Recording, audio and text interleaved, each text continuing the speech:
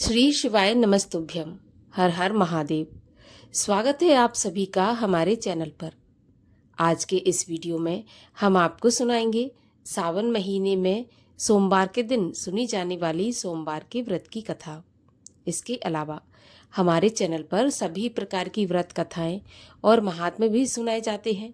सभी व्रत कथाएं और महात्म्य सुनने के लिए और हमसे जुड़े रहने के लिए आपको केवल हमारे चैनल को सब्सक्राइब करके बेल आइकन पर क्लिक करना है।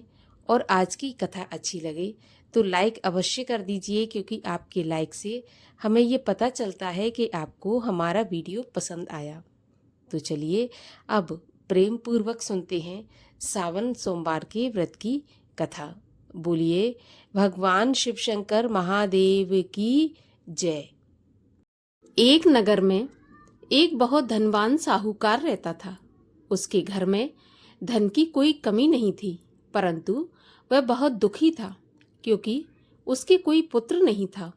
वह इसी चिंता में दिन रात दुखी रहता था। पुत्र की कामना के लिए वह प्रत्येक सोमवार को शिवजी का व्रत और पूजन किया करता था तथा सायंकाल मंदिर जाकर शिवजी के सामने दीपक जलाया करता था। उसके इस भक्ति भाव को देखकर एक समय माता पार्वती ने भगवान शिव से कहा, महाराज, ये साहूकार आपका अनन्य भक्त है, सदैव आपका व्रत और पूजन बड़ी श्रद्धा से करता है। आपको इसकी मनोकामना अवश्य पूर्ण करनी चाहिए। शिवजी ने कहा, हे पार्वती, यह संसार कर्म क्षेत्र है। किसान खेत में जैसा बीज बोता है वैसी ही फसल काटता है, उसी तरह मनुष्य इस संसार में जैसा कर्म करते हैं वैसा ही फल भोगते हैं। तब माता पार्वती ने अत्यंत आग्रह से कहा कि प्रभु, जब यह आपका अनन्य भक्त है और अगर इसको किसी प्रकार का दुख है तो उसे आपको अवश्य दूर करना चाहिए। आप तो सदैव अपने भक्तों पर दयालु रहते हैं और उनके दुखों को दूर करते हैं। यदि आप ऐसा नहीं करेंगे तो मनुष्य आपका पूजन और व्रत भला क्यों करेंगे। माता पार्वती का ऐसा आग्रह देखकर शिवजी कहने लगे, हे पार्वती, इसके कोई पुत्र नहीं है। इसी चिंता में यह अति दुखी रहता है। इसके भाग्य में पुत्र ना होने पर भी मैं इसको पुत्र प्राप्ति का वरदान देता हूँ, परंतु वह पुत्र केवल 12 वर्ष तक ही जीवित रहेगा। इसके पश्चात वह मृत्यु को प्राप्त हो जाएगा। इससे अधिक मैं इसके लिए कुछ नहीं कर सकता। माता पार्वती और भगवान शिव का ये वार्तालाप वह साहूकार सुन रहा था। इससे उसको ना तो प्रसन्नता हुई और ना ही दुख हुआ। वह पहले की तरह भगवान शिव का व्रत और पूजन करता रहा। कुछ समय के पश्चात साहूकार की स्त्री गर्भवती हुई और 10वें महीने उसके गर्भ से अति सुंदर पुत्र उत्पन्न हुआ।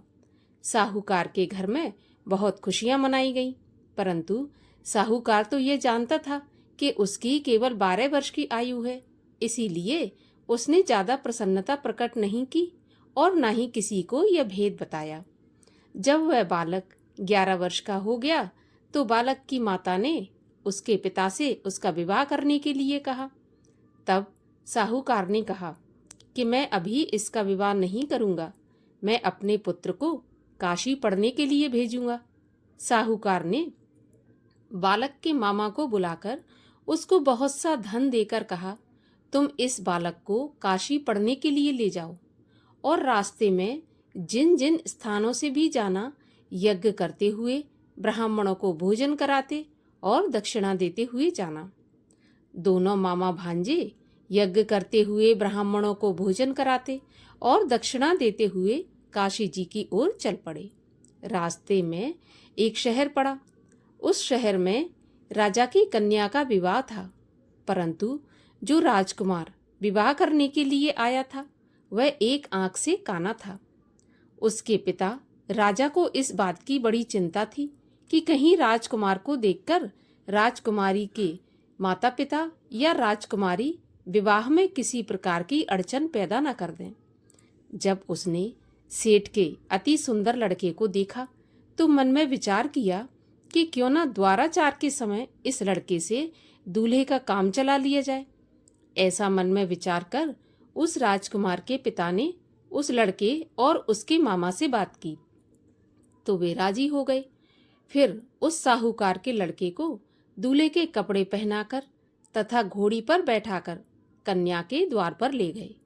सभी कार्य प्रसन्नता से पूर्ण हो गए। राजकुमार के पिता ने सोचा कि यदि विवाह का कार्य भी इसी लड़के से करा लिया जाए तो इसमें क्या बुराई है। ऐसा सोचकर लड़के और उसके मामा से कहा कि यदि आप फेरों और कन्यादान के काम को भी पूरा करा दें तो आपकी बड़ी कृपा होगी। मैं इसके बदले आपको बहुत सारा धन दूंगा। दोनों ने इसे खुशी खुशी स्वीकार कर लिया। विवाह कार्य बहुत अच्छी तरह से संपन्न हो गया। सेठ का पुत्र जिस समय जाने लगा तो उसने राजकुमारी की चुंदरी के पल्ले पर लिख दिया कि तुम्हारा विवाह मेरे साथ हुआ है, परंतु जिस राजकुमार के साथ तुम्हें विदा किया जाएगा वह एक आंख से काना है और मैं काशी पढ़ने जा रहा हूँ। सेठ के लड़के के जाने के बाद राजकुमारी ने जब चुंदरी पर ऐसा लिखा देखा तो उसने काने राजकुमार के साथ जाने से मना कर दिया। उसने अपने माता पिता को सारी बात बता दी और कहा कि यह मेरा पति नहीं है, मेरा विवाह इसके साथ नहीं हुआ। जिसके साथ मेरा विवाह हुआ है वह तो काशी पढ़ने गया है। राजकुमारी के माता पिता ने अपनी कन्या को विदा नहीं किया और बारात वापस चली गई। उधर सेठ का लड़का और उसका मामा काशी पहुंच गए। वहां जाकर उन्होंने यज्ञ करना और लड़के ने पढ़ना शुरू कर दिया। जब लड़के की आयु 12 साल की हो गई उस दिन उन्होंने यज्ञ रच रखा था। लड़के ने अपने मामा से कहा, मामा जी आज मेरी तबीयत कुछ ठीक नहीं है। मामा ने कहा, अंदर जाकर सो जाओ। लड़का अंदर जाकर सो गया और थोड़ी देर में उसके प्राण निकल गए। जब उसके मामा ने आकर देखा कि उसका भांजा मरा पड़ा है तो उसको बड़ा दुख हुआ। उसने सोचा कि अगर मैं अभी से रोना पीटना मचा दूंगा तो यज्ञ का कार्य अधूरा रह जाएगा। अतः उसने जल्दी से यज्ञ का कार्य समाप्त करवाकर ब्राह्मणों के जाने के बाद रोना पीटना शुरू कर दिया। संयोगवश उसी समय शिव पार्वती उधर से जा रहे थे। जब उन्होंने जोर जोर से रोने की आवाज सुनी तो माता पार्वती जी कहने लगी, महाराज कोई दुखिया रो रहा है, इसके कष्ट को दूर कीजिए। जब शिव पार्वती वहां पहुंचे तो उन्होंने पाया कि वहां पर एक लड़का मरा पड़ा था। माता पार्वती कहने लगी, प्रभु यह तो वही सेठ का लड़का है जो आपके वरदान से उत्पन्न हुआ था। तब शिवजी ने कहा, पार्वती इसकी आयु इतनी ही थी और वह भोग चुका। तब पार्वती जी कहने लगी, हे प्रभु इस बालक को कुछ आयु और दे दो, नहीं तो इसके माता पिता तड़प तड़प कर मर जाएंगे। माता पार्वती के बार बार आग्रह करने पर शिवजी ने उसको जीवन का वरदान दे दिया। शिवजी की कृपा से वह लड़का जीवित हो गया। शिवजी और पार्वती कैलाश पर्वत पर चले गए। शिक्षा पूरी होने पर वह लड़का और उसका मामा उसी प्रकार यज्ञ करते, ब्राह्मणों को भोजन कराते तथा दक्षिणा देते अपने घर की ओर चल पड़े। रास्ते में उसी शहर में आए जहां उस लड़के का वहां की राजकुमारी के साथ विवाह हुआ था। वहां आकर उन्होंने यज्ञ आरंभ कर दिया। उस लड़के के ससुर जो कि वहां के राजा थे, उन्होंने उसको पहचान लिया और महल में ले जाकर उसकी बहुत आवभगत की। फिर बहुत से दास दासियों सहित आदरपूर्वक अपनी राजकुमारी और जवाई राजा को विदा कर दिया। जब वे अपने शहर के निकट आए तो मामा ने कहा कि मैं पहले तुम्हारे घर जाकर तुम्हारे माता पिता को खबर करके आता हूँ। जब उस लड़के का मामा घर पहुंचा तो उसने देखा कि लड़के के माता पिता घर की छत पर बैठे थे। उन्होंने प्रण करके रखा था कि यदि हमारा पुत्र कुशलता के साथ लौट आया तो हम राजी खुशी नीचे आ जाएंगे, नहीं तो छत से कूदकर अपने प्राण दे देंगे। उस लड़के के मामा ने आकर जब यह समाचार दिया कि आपका पुत्र आ गया, तब उनको विश्वास नहीं हुआ। तब मामा ने शपथ पूर्वक कहा कि आपका पुत्र अपनी पत्नी तथा बहुत सारा धन साथ में लेकर आया है। तो सेठ प्रसन्नता से भर उठा। सेठ सेठानी आनंद पूर्वक नीचे आए। बाहर आकर उन्होंने अपने पुत्र तथा उसकी पत्नी का भरपूर स्वागत किया। सभी प्रसन्नता के साथ रहने लगे। जो कोई सोमवार के व्रत को धारण करता है अथवा इस कथा को पढ़ता या सुनता है, उसके सभी दुख दूर होकर उसकी समस्त मनोकामनाएं पूरी होती हैं तथा इस लोक में नाना प्रकार के सुख भोग कर अंत में सदाशिव के लोक को प्राप्त होता है। बोलिए भगवान शिव शंकर महादेव की जय। भगवान शिव की आरती। ओम जय शिव ओमकारा, स्वामी हर शिव ओमकारा। ब्रह्मा विष्णु सदा शिव, अर्धांगी धारा। ओम जय शिव ओमकारा।